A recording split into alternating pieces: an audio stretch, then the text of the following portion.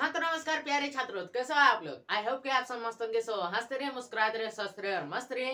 तो कैसे हो आप लोग। मुझे उम्मीद है आप लोग अच्छे होंगे। चलो भाई, आप लोग देख लिए होंगे थंबनेल पे कि वहां पर लिखा हुआ है 50 सिलेक्टेड क्वेश्चन। हाँ भाई, ये सही बात है, 50 ऐसे सिलेक्टेड क्वेश्चन है जो कि आपके एग्जाम में आने वाले हैं। तो आप लोगों से भाई छोटा सा रिक्वेस्ट है कि आप लोग जो है इस सेशन को आज शेयर कर दो। हम पहले ऐसा किसी भी क्लास में नहीं बोला है कि इस सेशन को शेयर कर दो, लेकिन आज क्यों बोल रहे हैं भाई। आज इसीलिए बोल रहे हैं कि ये सेशन जो है आपके लिए और आपके दोस्तों और साथियों के लिए भी बहुत ही अच्छा सेशन है, क्योंकि यहाँ से आपके एग्जाम में क्वेश्चन आएंगे। फिजिक्स का टेंशन आज खत्म। फिजिक्स का भाई ऑब्जेक्टिव का भी टेंशन खत्म कर दिए। वो क्लास नहीं देखे हो तो भाई ये क्लास पूरा करो, आपको लास्ट में वो क्लास मिल जाएगा। ठीक, उस क्लास पर क्लिक करोगे, आप फिजिक्स के ऑब्जेक्टिव का भी टेंशन खत्म कर लोगे। ठीक, तो आज फिजिक्स का सब्जेक्टिव का टेंशन खत्म कर दे हैं। आप लोग फटाफट से तैयार हो जाओ। और इसका जो है आज का क्लास जो है 50 सिलेक्टेड क्वेश्चन, इसका पीडीएफ भी आपके पास जाएगा फ्री में। कोई भी आपको इसका कोई भी प्राइज नहीं देना पड़ेगा, कोई रुपया नहीं देना पड़ेगा, क्योंकि भाई हम आपके बड़े भाई हैं। ठीक, और आप हमारे छोटे भाई बहन हो, तो आपके लिए तो भाई इतना करना तो हमारे लिए बनता है। लेकिन हाँ, इस सेशन को भाई शेयर कर दो, क्योंकि बहुत मेहनत लगा है इस सेशन के लिए भाई, बहुत मेहनत लगा है। 50 सिलेक्टेड सब्जेक्टिव क्वेश्चन को छांट करके निकालना, फिर उसका पीडीएफ तैयार करना टाइप करके, फिर आपके सामने क्या करना है उसको रखना है भाई। बहुत मेहनत आपके ये 1 घंटे, आधा घंटे, 1.5 घंटे क्लास के लिए ना हमें पीछे 5 घंटे 6 घंटे मेहनत करनी पड़ती है। उसके बाद ये क्लास लाते हैं आप लोगों के लिए। तो समझ सकते हो भाई कितना मेहनत है। साथ ही साथ मेरा भी जो है स्टूडेंट लाइफ चल रहा है, तो इसमें भी मुझे अपने लिए भी कुछ मेहनत करना पड़ता है, फिर भी आपके लिए 5-6 घंटा निकालना पड़ता है। चलो भाई कोई बात नहीं, हम है तो सब कुछ मुमकिन है भाई।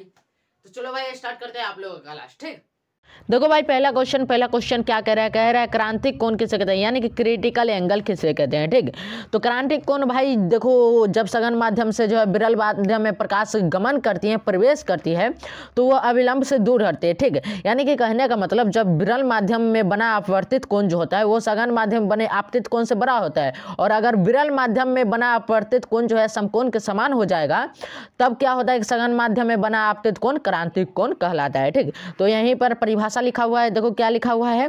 तो जब प्रकाश की किरण सघन माध्यम से विरल माध्यम में प्रवेश करती है तो वह अविलंब से परे हटती है, यानी कि दूर हटती है। अर्थात विरल माध्यम में बना अपवर्तित कोण जो है सघन माध्यम में बने आपतित कोण से बड़ा होता है। यदि विरल माध्यम में अपवर्तित कोण एक समकोण के समान हो जाए तो इसके सापेक्ष सघन माध्यम में बना आपतित कोण जो होता है वो क्रांतिक कोण कहलाता है। ठीक, तो क्रांतिक कोण का आप परिभाषा दे सकते हैं। ठीक, क्लियर हो गया होगा। अगला देखेंगे क्वेश्चन, कह रहा है पेरिस्कोप वाला क्वेश्चन। ठीक, कह रहा है पेरिस्कोप किसे कहते हैं भाई। पेरिस्कोप बड़ा ही शानदार क्वेश्चन है। ये एक यंत्र है, मतलब एक कहो तो जैसे जनित्र एक क्या है, यंत्र है। ठीक, उसी प्रकार पेरिस्कोप भी एक यंत्र है जो मैदानी क्षेत्रों में सैनिक जो होते हैं वो क्या करते हैं, युद्ध में अपना इसका उपयोग करते हैं। जैसे समुद्र के अंदर क्या है, कौन सा जो है सबमरीन ले जाया जा रहा है, इस सब को देखने में इसका उपयोग होता है। तो कैसे लिखेंगे पेरिस्कोप एक यंत्र है जिसके द्वारा हम अपने में छिपी हुई वस्तुओं को देख सकते हैं। सैनिक खाइयों में छिपकर मैदानों पहाड़ों को देख सकते हैं, और पनडुब्बियों में बैठे सैनिकों समुद्र तल का पर्यवेक्षण कर सकते हैं। किसी धुंध वाले दिन अवरक्त फोटोग्राफी भी इसकी सहायता से की जा सकती है। पेरिस्कोप समतल दर्पण की सहायता से बनाए जाते हैं जो प्रकाश के परावर्तन सिद्धांत पर कार्य करते हैं। उच्च कोटि के पेरिस्कोप में प्रिज्मों का प्रयोग किया जाता है, और प्रिज्म भाई आप लोग जान लो, प्रिज्म में 5 सतह होते हैं नॉर्मली। जो आपके बुक में दिया हुआ है उसमें दिया हुआ है नॉर्मली, सामान्यतः जो है प्रिज्म में 5 सतह होते हैं, तो ये आप ध्यान रखिएगा। ठीक, अगला क्वेश्चन देखते हैं। अगला क्वेश्चन कह रहा है भाई कि समतल दर्पण में बनने वाले प्रतिबिंब की विशेषताएं लिखिए। भाई समतल दर्पण में जो प्रतिबिंब बनता है उसका विशेषता लिखना है। तो भाई पहला विशेषता ये हो जाएगा, समतल दर्पण में जितने दूरी पर हम वस्तु को रखेंगे उसका प्रतिबिंब उतना ही पीछे बनता है। ठीक, ये क्लियर है। और दूसरा, समतल दर्पण में किसी वस्तु के पूरे बिंब को देखने के लिए समतल दर्पण का आकार जो है वस्तु के आकार का आधा होना चाहिए। ठीक, तो ये बात लिख दोगे भाई, 2 नंबर मिल जाएगा। अगला चलेंगे, अगला क्वेश्चन देखेंगे। अगला क्वेश्चन क्या कह रहा है अवतल दर्पण के उपयोग के लिखें। भाई आप लोग अच्छे से लिख सकते हो अवतल दर्पण के उपयोग। क्या लिखोगे तो अवतल दर्पण के निम्न उपयोग है। पहला क्या लिखेंगे, बड़े आकार के अवतल दर्पणों का योग सौर ऊर्जा के लिए किया जाता है। यहाँ सौर लिखना भाई, और टाइप हुआ है तो यहाँ लिखना आप लोग क्या भाई, सौर ऊर्जा के लिए जो है किया जाता है बड़े बड़े भट्टियों में, ठीक। और दूसरा है इसका प्रयोग जो है वाहनों की headlights, lamp, search light, torch आदि बनाने में किया जाता है। तीसरा सेविंग दर्पणों को बनाने में किया जाता है, यानी कि हजामत दर्पण में इसका प्रयोग किया जाता है, ठीक। चौथा क्या होता है, दंत चिकित्सक तथा विशेषज्ञ रोगी का परीक्षण करने के लिए इसका प्रयोग करते हैं। भाई आँख, नाक, कान, गला का जो डॉक्टर होते हैं वो इसका उपयोग करते हैं, ठीक। तो क्लियर हो गया ये बात आपको। वैसे इसका दो उपयोग लिख दीजिए, आपको 2 नंबर मिल जाएगा, ठीक। हम तो काफ़ी बता दिए। चलो अगला देखेंगे, प्रकाश का अपवर्तन क्या है, इसके नियमों के लिखे। प्रकाश का अपवर्तन का आगे परिभाषा लिख दिए हैं भाई अगला क्वेश्चन में। तो यहाँ पर आप प्रकाश के अपवर्तन के 2 नियम सिर्फ जान लो। क्या क्या, तो आपतित किरण, अपवर्तित किरण तथा आपतन बिंदु पर डाला गया अभिलंब तीनों एक ही तल में होते हैं। आपतन कौन कीजिए, आप ये वाला नहीं लिखिएगा, ये जो है यहाँ पर हमने जो रेड कलर से किया इसको रंग दिया, ये आप नहीं लिखिएगा। क्या लिखिएगा आप लिखिएगा आपतन कोण की ज्या साइन आई तथा अपवर्तन कोण की ज्या साइन आर जो का अनुपात एक नियतांक होता है। इस नियम को स्नेल का नियम भी कहते हैं, ठीक। इतना चीज लिखिएगा। ये जो हमने रेड कलर से रंगा है जिसको कट किया है वो चीज़ आप नहीं लिखना है, ये चीज़ आपके सिलेबस से नहीं है तो इसलिए बोल रहे हैं, ठीक। अगला चलेंगे, क्या कह रहा है अगला क्वेश्चन, कह रहा है समतल दर्पण द्वारा उत्पन्न आवर्धन +1, इसका क्या अर्थ है। मतलब कहने का मतलब अगर समतल दर्पण का आवर्धन +1 है तो बताइए कि इसका क्या अर्थ होता है। तो पहले लिखेंगे कि एक समतल दर्पण द्वारा उत्पन्न आवर्धन 1 का होने का अर्थ है कि समतल दर्पण के द्वारा जिस वस्तु का प्रतिबिंब बन रहा है उस वस्तु का साइज यानी कि उस वस्तु का आकार दर्पण द्वारा बनाए गए प्रतिबिंब के आकार के बराबर है, यानी कि दर्पण द्वारा बनाए गए प्रतिबिंब के साइज के बराबर है, ठीक। धनात्मक चिन्ह यह दर्शाता है कि प्रतिबिंब सीधा तथा आभासी है। मतलब ये जो धनात्मक चिन्ह है +1 तो चलो हो गया, इसका अर्थ निकल गया, लेकिन +1 में जो ये धनात्मक चिन्ह है, +1 में जो आप देख रहे हैं ये धनात्मक चिन्ह, यहाँ पे ये धनात्मक चिन्ह क्या बताता है कि प्रतिबिंब सीधा तथा आभासी, आभासी मतलब काल्पनिक प्रतिबिंब, कल्पना कर सकते हैं, ठीक। अगला क्वेश्चन देखेंगे, कह रहा है उत्तल लेंस के 2 उपयोग को बताए। भाई उत्तल लेंस के 2 उपयोग इस प्रकार हैं, कौन कौन, तो नेत्र को दूरदृष्टि दोष को सुधारने के लिए, नेत्र में जो दूरदृष्टि दोष होता है उसको सुधारने के लिए, दूसरा छपाई के छोटे छोटे अक्षरों को पढ़ने में होता है उत्तल लेंस का उपयोग, ठीक। क्लियर, इतना लिख दीजिए आपका नंबर मिल जाएगा। अगला देखेंगे, कह रहा है प्रकाश का परावर्तन किसे कहते हैं, इसके नियमों को लिखे। भाई प्रकाश का परावर्तन का ये परिभाषा आप लोगों को नहीं लिखना है, इसके लिए भी अलग से अपने दिमाग से परिभाषा बनाना है जो कि हम आप लोगों को बता दे रहे हैं कुछ समय में, ठीक। तो ये वाला परिभाषा आप लोगों को नहीं लिखना है। हाँ, प्रकाश के नियम, प्रकाश के परावर्तन के नियम लिखने के लिए कहेगा तो ये नियम लिख दोगे। ये नियम है क्या, तो आपतित किरण दर्पण के आपतन बिंदु पर अभिलंब तथा परावर्तित किरण एक ही तल में होते हैं और परावर्तन कोण जो है सदैव आपतन कोण के बराबर होता है। ये अपने मन से हुआ और किताब के मन से बता देंगे बहुत ही जल्द, जो आप लोग रट्टा मार लिए हो, ठीक, वो भी बता दे रहे हैं। अगला ये क्वेश्चन देख लो कि दिए गए उत्तल लेंस, अवतल लेंस एवं कांच की एक वृत्ताकार पट्टिका की सतहों को बिना छुए उसकी पहचान कैसे करेंगे।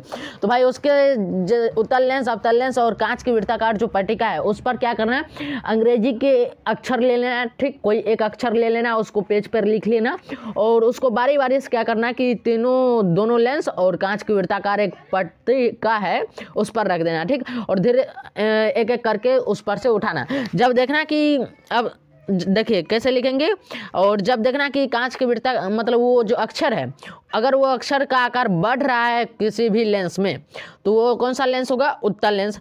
और अक्षर का आकार अगर छोटा हो रहा है तो वो अवतल लेंस हो जाएगा। जब अक्षर का आकार में कोई परिवर्तन नहीं होगा, अक्षर का आकार समान रहेगा तो वो वृत्ताकार पट्टिका हो जाएगा। लिखेंगे कैसे, तो उत्तल लेंस, अवतल लेंस तथा कांच के पट्टिका को मुद्रित अक्षरों के द्वारा रखकर उठाने से यदि अक्षरों का आकार जो है बढ़ता हुआ दिखाई दे तो वह उत्तल लेंस होगा, और यदि अक्षरों का आकार छोटा दिखाई दे तो वह अवतल लेंस होगा, और यदि इस अक्षरों का आकार समान रहे तो वह कांच की वृत्ताकार पट्टिका होगी, ठीक। ये चीज़ आप लोग लिख दीजिएगा और ये क्लियर आंसर है, ठीक। हमें लगता है आप लोग समझ गए होंगे। भाई जहाँ पर क्लियर आंसर नहीं है ना हम वहाँ पर बता देते हैं भाई ये चीज़ आप लोग को नहीं पढ़ना है, ठीक। तो आप लोग को यहाँ पर ये चीज़ नहीं पढ़ना है, आपको ये चीज़ पढ़ना है क्योंकि ये क्लियर आंसर है, ठीक। चलेंगे अगला क्वेश्चन देखेंगे। अगला क्वेश्चन क्या कह रहा है, कह रहा है हम वाहनों में उत्तल दर्पण को पास दृश्य दर्पण के रूप में वरीयता क्यों देते हैं। भाई देखो क्वेश्चन कैसे घुमा करके लिखा गया है, भाई क्वेश्चन पर ध्यान दो। आप लोग पहले से पढ़े होंगे कि हम जो वाहनों में उत्तल दर्पण का उपयोग करते हैं उसे पीछे देखने के आईने के रूप में प्रयोग किया जाता है क्यों, या फिर ऐसे पढ़े होंगे कि उत्तल दर्पण का उपयोग पीछे देखने के आईने के रूप में किया जाता है क्यों। ऐसा क्वेश्चन आप लोग पढ़ेंगे, लेकिन यहाँ पर क्वेश्चन जो है पलट दिया है। जब ऐसे क्वेश्चन पलटेगा तो आपको आंसर कैसे लिखना है वो बताते हैं, वही से ही आंसर लिखना है जैसे क्वेश्चन दिया हुआ है। क्या लिखेंगे कि उत्तल दर्पण को पार्श्व दृश्य दर्पण के रूप में इसीलिए वरीयता देते हैं क्योंकि वे सदैव सीधा प्रतिबिंब बनाते हैं, क्योंकि उत्तल दर्पण जो है सीधा प्रतिबिंब बनाता है। ठीक, हाँ भाई ये क्लियर है, सीधा प्रतिबिंब बनाता है। और उत्तल दर्पण का दृष्टि क्षेत्र बहुत अधिक है क्योंकि ये बाहर की ओर वक्रित होते हैं। ठीक, तो आप लोग क्लियर समझ गए होंगे, मतलब बात वही लिखना है, थोड़ा सा इसमें मिक्सिंग करना है क्वेश्चन के मुताबिक। ठीक, आंसर तो भाई वही है। अगर वैसे भी पूछता कि उत्तल दर्पण को पीछे देखने के आईने के रूप में उपयोग क्यों किया जाता है तो वहाँ भी आप यही आंसर लिखते क्योंकि वे सदैव सीधा प्रतिबिंब बनाते हैं, इनका दृष्टि क्षेत्र बहुत अधिक है क्योंकि ये बाहर की ओर वक्रित होते हैं, यही चीज़ लिखते। यहाँ पर चेंजिंग कहाँ की है हमने, तो यहाँ पर चेंजिंग की है, बस थोड़ा सा जो क्वेश्चन दिया हुआ है उसी क्वेश्चन के मुताबिक लिख दिए। क्या, तो उत्तल दर्पण को पार्श्व दर्पण के रूप में इसीलिए वरीयता देते हैं क्योंकि, अब ये कोई से तो भाई पहला वाला मतलब पिछला वाला ही तो आंसर है जो आप लोग पहले से पढ़ते आ रहे हैं। ठीक, तो ये क्लियर हो गया होगा। आगे चलेंगे, अगला क्वेश्चन देखेंगे। कह रहा है उत्तल लेंस को अभिसारी लेंस क्यों कहा जाता है। बड़ा शानदार क्वेश्चन है भाई। कह रहा है उत्तल लेंस को अभिसारी लेंस क्यों कहा जाता है। तो भाई उत्तल लेंस द्वारा आपतित समांतर किरणें अपवर्तन के फलस्वरूप क्या होता है कि एक बिंदु पर मिलती है। ठीक, फलस्वरूप मतलब क्या, उसके बाद। ठीक, और यानी कि कहने का मतलब है कि उत्तल लेंस प्रकाश के समांतर किरणों को अभिसरित करता है। हाँ भाई करता है, तो अभिसरित करता है, इसीलिए उत्तल लेंस को इसी गुण के कारण अभिसारी लेंस भी कहा जाता है। हाँ भाई ये क्लियर बता रहा है कि जब देखो उत्तल लेंस प्रकाश किरणों को क्या करता है, अभिसरित कर देता है, और उत्तल लेंस के इसी गुण को क्या कहते हैं भाई, इसी गुण के कारण जो है उत्तल लेंस को अभिसारी लेंस कहा जाता है। ठीक, आप लोग समझ गए होंगे। अभिसारी तो मतलब क्या, अपसारी क्या होता है, सो पहले बताओ। अपसारी में ऐसे ऐसे आकर के सब एक जगह जो है मिल जाता है। ठीक, एक जगह मिल जाता है, लेकिन अभिसारी में क्या होता है कि एक बिंदु से निकल कर के बाहर फैल जाता है, तो ये अभिसारी कहलाता है। ठीक, तो हमें लगता है अब आप लोग क्लियर समझ गए होंगे, समझेंगे भाई, क्लियर समझेंगे। अभिसारित में क्या होता है कि ये एक बिंदु से फैल जाता है, लेकिन अपसारी में एक बिंदु पर आकर के मिल जाता है। क्लियर हो गया होगा। अगला क्वेश्चन देखेंगे, बड़ा ही शानदार क्वेश्चन है। कह रहा है उत्तल दर्पण तथा अवतल दर्पण में अंतर लिखित। थोड़ा सा इसको ऊपर कर लेते हैं ताकि पूरा का पूरा आंसर आ सके आपके स्क्रीन पे। ठीक, अवतल दर्पण और उत्तल दर्पण यहाँ पर लिख लिए। अवतल दर्पण में क्या लिखना है कि इसमें परावर्तन करने वाला चमकीला तल जो है अंदर धंसा होता है, यानी कि इसका परावर्तन सतह जो होता है, परावर्तक सतह वो अंदर की ओर धंसा रहता है, और उत्तल दर्पण का परावर्तक सतह ऊपर की ओर उभरा रहता है। ठीक, वो बाहर की ओर उभरा रहता है। अवतल दर्पण में क्या होता है कि वास्तविक और आभासी दोनों प्रकार के प्रतिबिंब बनते हैं, जबकि उत्तल दर्पण में आभासी प्रतिबिंब बनता है। अवतल दर्पण में भाई प्रतिबिंब उल्टा और सीधा दोनों बनते हैं, जबकि उत्तल दर्पण में प्रतिबिंब हमेशा सीधा बनता है। अवतल दर्पण में प्रतिबिंब बड़ा, छोटा तथा वस्तु के आकार का तीनों प्रकार का बनता है, लेकिन अवतल दर्पण में भाई प्रतिबिंब हमेशा छोटा और बहुत छोटा बनता है। ठीक, तो ये क्लियर हो गया होगा। ये आप लिखिएगा, आपको आंसर, ये आंसर लिखिएगा, आपको नंबर फुल नंबर मिलेगा, फुल मार्क्स मिलेगा। ठीक, टेंशन नहीं लेना है भाई, सब होगा, धीरे धीरे सब होगा, हर समस्या का हल होगा, आज नहीं तो कल होगा। ठीक, ये कहावत सुने होंगे। तो यहाँ पर देखो क्या कह रहा है, उत्तल लेंस और अवतल लेंस में अंतर स्पष्ट करें। ठीक, तो एक तरफ उत्तल लेंस लिख लिए, एक तरफ अवतल लेंस लिख लिए। वहाँ पर उत्तल दर्पण अवतल दर्पण में था, यहाँ उत्तल लेंस और अवतल लेंस में है। तो उत्तल लेंस में क्या लिखेंगे कि बीच में से मोटा तथा किनारों में पतला होता है। किनारों से क्या होता है, उत्तल लेंस पतला होता है, बीच में मोटा होता है, जबकि अवतल लेंस बीच में पतला तथा किनारों में मोटा होता है। उत्तल लेंस बड़े अक्षर के का जो है बड़ा एक आकार दिखाई देता है। उत्तल लेंस में अक्षर का बड़ा आकार दिखाई देता है, जबकि अवतल लेंस में अक्षर का छोटा आकार दिखाई देता है। उत्तल लेंस क्या करता है, प्रकाश की किरणों को एक बिंदु पर क्या करता है, केंद्रित करता है, जबकि यहाँ पर अवतल लेंस क्या करता है, प्रकाश की किरण पुंज को बिखेर देता है। ठीक, मतलब फैला देता है। उत्तल लेंस करता क्या है, तो उत्तल लेंस में वस्तु का प्रतिबिंब जो है वास्तविक, आभासी तथा उल्टा बनता है, और अवतल लेंस में वस्तु का प्रतिबिंब आभासी तथा सीधा बनता है। उत्तल लेंस की फोकस दूरी धनात्मक होती है, अवतल लेंस की फोकस दूरी ऋणात्मक होती है। ये 5 अंतर हमने आपको बताया।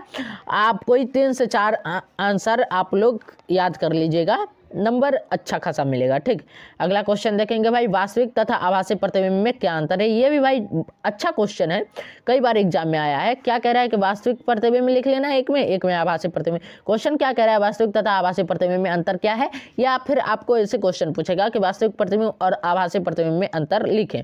ठीक, तो आप क्या लिखिएगा, वास्तविक प्रतिबिंब में लिखिएगा वास्तविक प्रतिबिंब को पर्दे पर प्राप्त किया जा सकता है, और आभासी प्रतिबिंब में लिखिएगा कि आभासी प्रतिबिंब को पर्दे पर प्राप्त नहीं किया जा सकता। वास्तविक प्रतिबिंब में फिर क्या लिखिएगा कि वास्तविक प्रतिबिंब सदैव उल्टे होते हैं, और आभासी प्रतिबिंब में क्या लिखिएगा कि आभासी प्रतिबिंब सदैव सीधे होते हैं। वास्तविक प्रतिबिंब दर्पण के पीछे आगे बनता है, और आभासी प्रतिबिंब दर्पण के पीछे बनता है। क्लियर, इतना लिख दीजिएगा भाई, आपको फुल मार्क्स मिलेगा।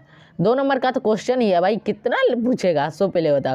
अब कह रहा है प्रकाश का परावर्तन किसे कहते हैं, इसके नियमों को लिखे। भाई प्रकाश का परावर्तन कब होता है, जब एक समतल दर्पण होता है, इधर से प्रकाश की आपतित किरण आई, इधर से निकल गई परावर्तित किरण।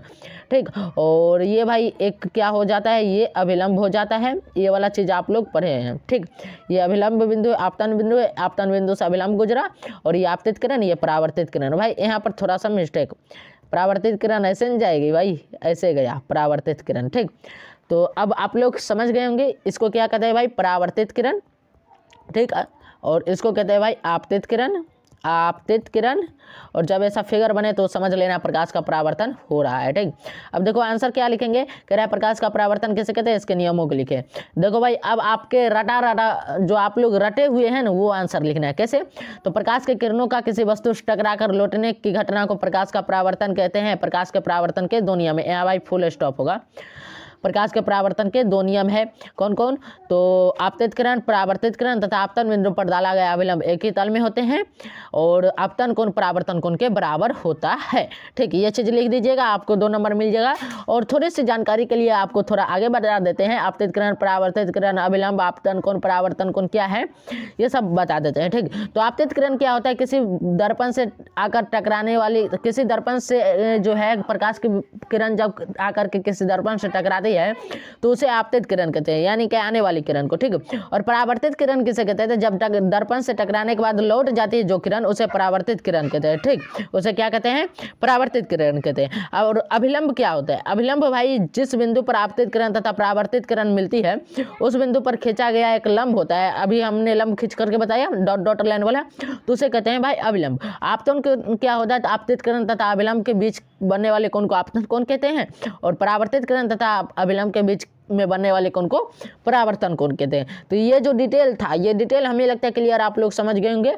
इसे फिगर बना करके भी समझा देते हैं। देखो भाई, फिगर अभी जस्ट हमने बताया, ये आपतित किरण, ये परावर्तित किरण, ये क्या हो गया भाई, अभिलंब। ठीक, ये अभिलंब हो गया। अब यहाँ पर देखो भाई, ये अभिलंब और आपतित किरण के बीच के कोण को क्या कहेंगे, आपतन कोण, इसको आय से सूचित किया जाता है। और अभिलंब और परावर्तित किरण के बीच को कोण को क्या कहेंगे भाई, परावर्तन कोण, इसको आर से सूचित किया जाता है। ये परावर्तित किरण, ठीक, ये आपतित किरण, आप लोग समझ गए होंगे। ये क्या है भाई, ये आपतन बिंदु है, और ये डॉट डॉट वाला जो है ये क्या है, अभिलंब है। क्या है, अभिलंब है। ठीक, तो आप लोग क्लियर समझ गए होंगे भाई, क्लियर। ठीक, ये वाला क्वेश्चन हो गया। अगला क्वेश्चन देखिए क्या कह रहा है, 16 नंबर, कह रहा है प्रकाश का प्रकीर्णन से आप क्या समझते हैं। भाई जब प्रकाश के किसी ऐसे माध्यम से गुजरता है जिससे धूल तथा अन्य पदार्थों के अत्यंत सूक्ष्म कण होते हैं, तो इसके द्वारा प्रकाश सभी दिशाओं में प्रसारित हो जाता है। ठीक, और इसे प्रकाश का प्रकीर्णन कहते हैं। सूर्य के प्रकाश का प्रकीर्णन का कारण ही आकाश का नीला रंग दिखाई पड़ता है। मतलब सूर्य का प्रकाश का जब प्रकीर्णन होता है तो उसमें नीला रंग जो है फैल जाता है पूरे चारों तरफ, और इसी वजह से जो है आकाश का रंग भाई क्या होता है, आकाश का रंग नीला दिखाई पड़ता है, और उसमें भाई प्रकाश का प्रकीर्णन का कमाल होता है। ठीक, तो प्रकाश का प्रकीर्णन आप लोग समझ गए। अब देखो भाई, प्रकाश के अपवर्तन के नियमों को कह रहा है लिखने के लिए, तो हमने परिभाषा कहा था वहाँ पे कि परिभाषा आगे हम बता देंगे प्रकाश के अपवर्तन का। तो यहाँ पर देखो, यहाँ तो ओनली फॉर नियम का रहा था, लेकिन परिभाषा भी इसमें हमने ऐड कर दिया। परिभाषा में क्या लिखिएगा प्रकाश के अपवर्तन की परिभाषा में, कि प्रकाश के एक माध्यम से दूसरे माध्यम में जाने पर उसकी दिशा में होने वाली परिवर्तन की घटना को प्रकाश का अपवर्तन कहा जाता है। ठीक, प्रकाश के अपवर्तन के ये नियम है कि आपतित किरण, अपवर्तित किरण और आपतन बिंदु पर डाला गया अभिलंब तीनों एक ही तल में होते हैं। ठीक, और अगला क्या लिखिएगा, तो भाई अगला आपको लिखना है आपतन कोण की ज्या और अपवर्तन कोण की ज्या क्या होता है, एक निश्चित अनुपात होता है जिसे अपवर्तनांक कहते हैं और इसे स्नेल का नियम भी कहते हैं। भाई आप लोगों के लिए ये चीज़ बता दिया कि जिसे अपवर्तनांक कहते हैं, लेकिन आप लोग ये चीज़ें मन है तो लिखो, नहीं मन है नहीं लिखो, लेकिन अपवर्तनांक इसी को कहते हैं। भाई अपवर्तनांक से क्वेश्चन भी आ सकता है। और इसे ही आप प्रकाश के अपवर्तन के दूसरे नियम को जो है भाई स्नेल का नियम कहा जाता है। तो इसमें हम भाई 2 बार बोले हैं कि ऐसे लिखना कि आपतन कोण की ज्या और अपवर्तन कोण की ज्या का अनुपात एक नियतांक होता है। ठीक, जिसे स्नेल का नियम कहा जाता है। इस नियम को स्नेल का नियम भी कहा जाता है। ठीक, ऐसे लिखना है, हमने क्लियर बता दिया है। आगे चलेंगे, अगला क्वेश्चन देखते हैं क्या कह रहा है। कह रहा है अपवर्तनांक को परिभाषित करें, हीरे का अपवर्तनांक 2.42 है, इस कथन का क्या अभिप्राय है। पहले भाई अपवर्तनांक को तो परिभाषित कर लो। अपवर्तनांक किसी माध्यम का अपवर्तनांक जो है उसकी परिभाषा निर्वात में प्रकाश के चाल सी और जो माध्यम दिया हुआ है, जैसे कांच ले ले या फिर हीरा ले ले।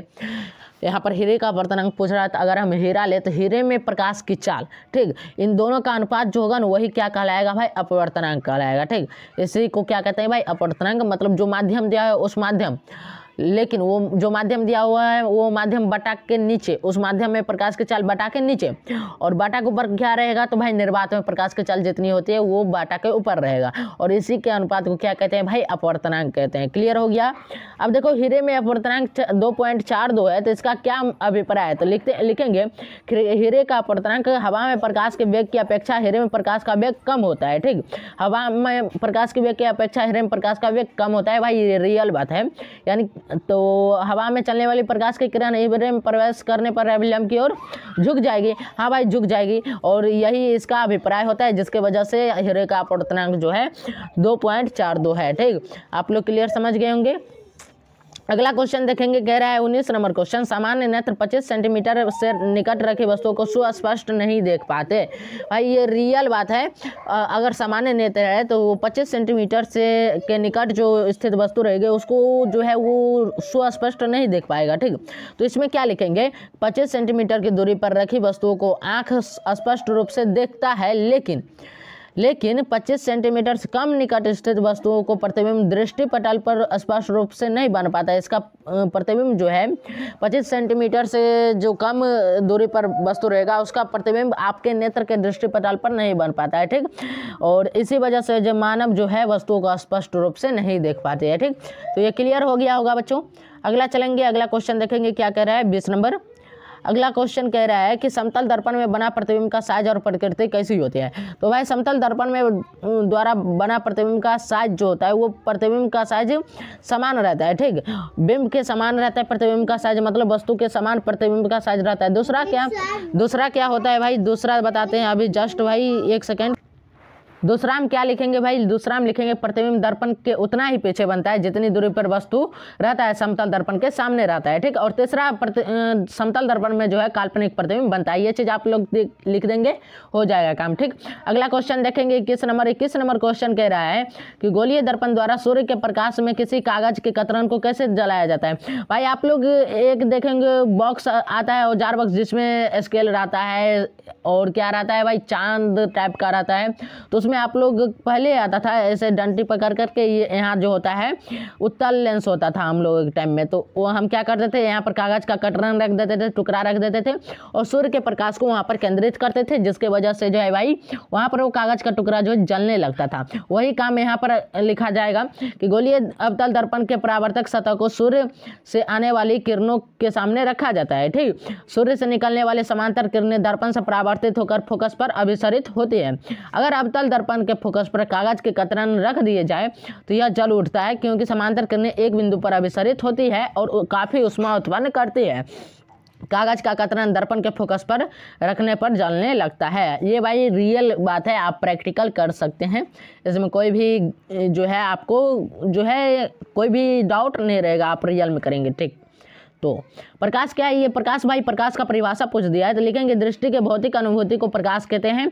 और क्या लिखेंगे भाई? प्रकाश की वजह से ही हम लोग दूसरे वस्तु को देख पाते हैं। तो लिखेंगे प्रकाश वस्तुओं का दृश्यमान बनता है।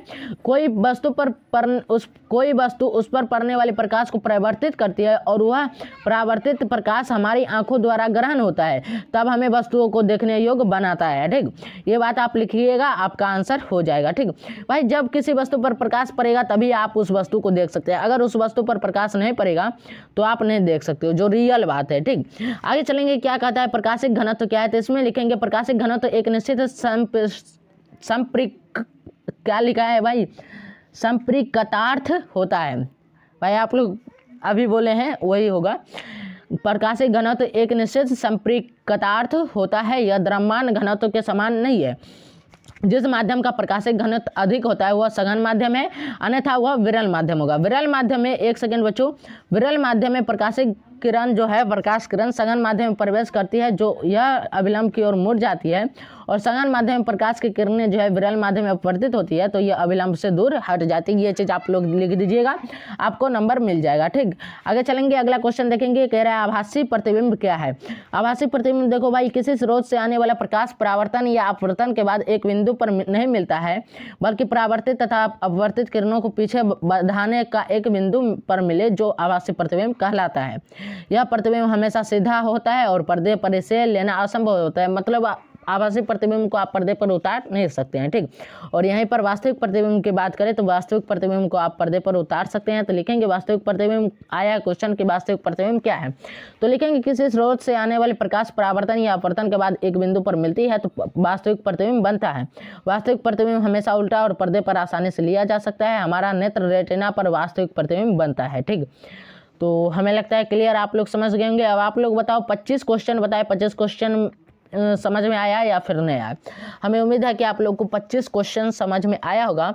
और एक चीज़ बता देते हैं आप लोग को, इसका PDF जो है आपको इसके नीचे डिस्क्रिप्शन में, आप यहाँ पर जो टाइटल लिखा होगा ना, Bihar board class 10th science VVI subjective इस टाइप का टाइटल लिखा होगा, उस पर क्लिक कीजिएगा तो आ जाइएगा डिस्क्रिप्शन में। ठीक, और डिस्क्रिप्शन में आएगा तो ऊपर में ही लिखा होगा कि PDF डाउनलोड करने के लिए नीचे दिए गए लिंक पर क्लिक करें, और उस लिंक पर क्लिक कीजिएगा तो आपको PDF खुल जाएगा, आप डाउनलोड कर लीजिएगा। ठीक, तो हमें लगता है क्लियर, आप लोग समझ गए होंगे।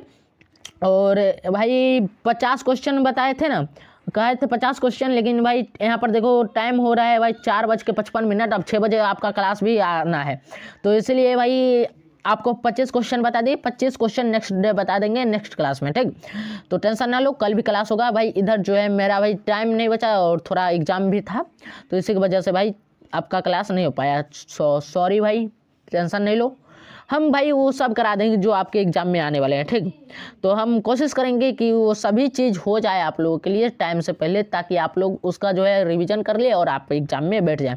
थोड़ा आ जाइए बोर्ड पर, एक बहुत ही इंपॉर्टेंट बात बताने वाले हैं, तो बोर्ड पर आ जाइए जो आपके लिए बहुत ही इंपॉर्टेंट है। ठीक, तो आ जाते हैं बोर्ड पर भाई। ठीक भाई, यहाँ तक क्लास की हो तो फटाफट से बता दो कमेंट सेक्शन में आज का क्लास कैसा था। मुझे उम्मीद है आप लोगों को आज का क्लास बहुत ही पसंद आया होगा। और ऐसे भाई क्लास देखने के लिए, ऐसा क्लास आप देखना चाहते हैं, अब बार बार ऐसा ही क्लास आएगा भाई, ऐसा क्लास देंगे भाई जो क्वेश्चन आपके एग्जाम में आएगा। मेरा यही कोशिश रहेगा, जो क्वेश्चन आपके एग्जाम में आएगा क्वेश्चन वही पढ़ना है जो कि एग्जाम में पूछा जाएगा। ठीक, तो हम यही कोशिश में रहेंगे कि आप लोगों का क्लास ऐसा ही आएगा, तो टेंशन नहीं लेना है। आप पहली बार इस चैनल पर आए हो तो चैनल को सब्सक्राइब कर लेना, बेल आइकन को ऑल पे दबा लेना, तो भाई ऐसा ही क्लास आप देखने को मिलेगा। पूरे जोश के साथ, पूरे डेडिकेशन के साथ आप लोग के लिए क्लास लेकर के आएंगे भाई। हम हैं तो भाई सब कुछ है आपके लिए भाई, जी जान लगा देंगे, आपके एग्जाम तक आपका हाथ नहीं छोड़ेंगे भाई। उंगली पकड़ लिए हैं तो फिर मंजिल तक पहुंचा करके छोड़ेंगे आप लोग को। ठीक, मंजिल भाई, मंजिल जो मिलना है ना, शुरू में जब आप पैर रखते हो किसी भी सीढ़ी पे तो वो थोड़ा ऊंचा दिखाई देता है, थोड़ा तो ऊंचा रहता है पहला सीढ़ी, लेकिन उसके बाद जो है सीढ़ी की हाइट थोड़ी थोड़ी जो है कमने लगती है। इससे क्या सीख मिलता है कि जब पहला कदम आप बढ़ाओगे ना तो थोड़ा क्या पड़ेगा कि आपको जो है लगेगा बहुत ही मुश्किल है ये काम, लेकिन मुश्किल नहीं होता है। आप लोग थोड़ा आगे चले जाओगे तो आदत पड़ जाएगी और उसके बाद जो है आपको वो काम मुश्किल नहीं लगेगा। ठीक, तो जो काम करते हो भाई डेडिकेशन के साथ करना। ठीक, और अपनी पढ़ाई को भाई लगातार जारी रखना है, जहां तक पढ़ सकते हो भाई, पढ़ाई कभी बेकार नहीं जाती है। ठीक, और आप लोग जानते ही हो कि पढ़ाई को सब कुछ भाई बहन में सब कुछ बटा सकता है, लेकिन आपका ज्ञान, आपकी बुद्धि, आपका जो शिक्षा है वो कोई नहीं बांट सकता। वो आपके ही साथ रहेगा और आपके ही साथ चला जाएगा। ये दुनिया में कोई नहीं बांट सकता। लेकिन हाँ, अगर किसी को अपना ज्ञान दोगे, 2 शब्द बताओगे, तो उससे तुम्हारा कोई क्षति नहीं होगा, उससे तुम्हें और ज्ञान की वृद्धि होगी, तुम्हारा रिवीजन होगा भाई, और तुम बहुत अच्छे कर पाओगे अपने लाइफ में। ठीक, तो आज का क्लास यहीं तक रहने देते हैं। ऐसे ही अच्छे क्लास देखने के लिए बता दिया हूँ क्या करना है आप लोगों को, और वीडियो पसंद आया होगा तो एक लाइक कर देना भाई। ठीक, तो मिलते हैं नेक्स्ट क्लास में, तब तक के लिए हंसते रहिए, मुस्कुराते रहिए, स्वस्थ रहिए और मस्त रहिए। जय हिंद, जय भारत।